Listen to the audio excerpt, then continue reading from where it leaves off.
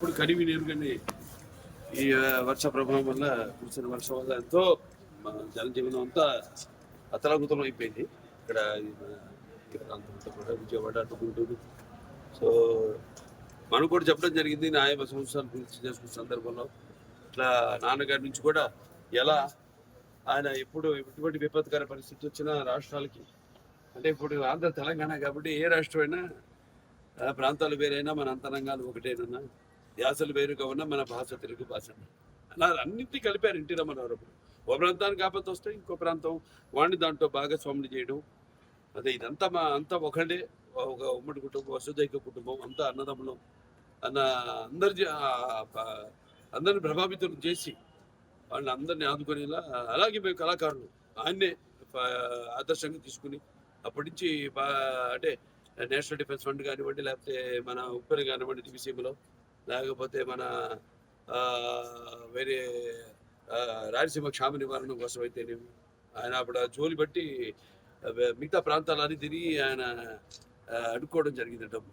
అలా అందరిలో కూడా మన తెలుగు వాళ్ళకి ఒక ప్రత్యేకత, అందరినీ ఒక ఎటువంటి మనకు భేదాలు ఉన్నా అవన్నీ కూడా అంటే మేముంటాం యూనిటీ డైవర్సిటీ, అంటే పార్టీలకు కానీ ఎటువంటి కులాలకు కానీ ఎటువంటి లేకుండా అందరూ వాళ్ళ సోదరులకి, వాళ్ళ పక్కింటి వాడికి, వాళ్ళ బంధువులకి జరిగిన నష్టంలో భావించి ఎప్పుడు ఎల్లప్పుడూ. అలాగే చంద్రబాబు నాయుడు గారు, మా కళాకారులు అందరూ స్పందించారు.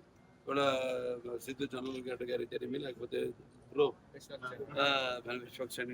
విశ్వసేన్ గారు అయితేనేమి, అలా చాలా మంది నటులు ఎవరికి వాళ్ళు షూటింగ్లో వాళ్ళ పనిలో ఉంటారు. ఇప్పుడు మాకు ఖాళీ దొరికింది కాబట్టి ఒక్కరోజు వచ్చేసి, ఎందుకంటే ఇప్పుడు అనౌన్స్ చేసి చాలా రోజులైంది, వచ్చేసి మా సహాయార్థం ప్రజలకి ఇక్కడ బాధితులకి ఈ యొక్క సీఎం రిలీఫ్ ఫండ్కి ఏదైతే వచ్చింది మేము అనౌన్స్ చేసామో అది ఇవ్వడానికి వచ్చాం. అలాగే చాలా మంది కూడా ప్రభావితులయ్యి వాళ్ళు అనౌన్స్ చేయడం జరిగింది. వాళ్ళు తిరిగి సమయంలో వాళ్ళు వచ్చి తప్పకుండా వాళ్ళు ఇచ్చి పెడతారు. వాళ్ళు ఏదైతే ఇద్దామనుకున్నారో, ఏదైతే వాళ్ళు ప్రకటన చేశారు. అయినా ఇది లేనిపోని రచ్చ చేసి ఈ పేర్లు ఎందుకు లేని పేర్లు ఎత్తడం కూడా అనవసరం. ఏదో ఇది ఆశాస్పదం అంటే ప్రభుత్వం సృష్టించిందట ఈ వరదకి. అంతకంటే ఆశాస్పదం అంటే అదే అడిగితే ఏం మాట్లాడాలి బాగా తెలీదు. మనకు తెలుసు వాళ్ళ గురించి ఏం మాట్లాడాలో, ఏం మాట్లాడకూడదు.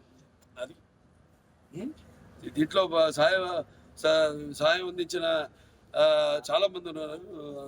అక్షయ వాళ్ళు ఉన్నారు, భోజనాలన్నీ అందరు కూడా ఇప్పటిదాకా 10 లక్షల ప్యాకెట్లు, వాళ్ళ రోజుకి 2 లక్షల ప్యాకెట్లు వాళ్ళు కూడా ప్రభుత్వ సహాయ సహకారాలతో వాళ్ళు కూడా మంగళగిరిలో ఈ వంటగది పెట్టి ఎవరికి వాళ్ళు అందరూ కార్యకర్తలు అయితేనేమి, నాయకులు అయితేనేమి, అందరూ కూడా దీన్ని ఒక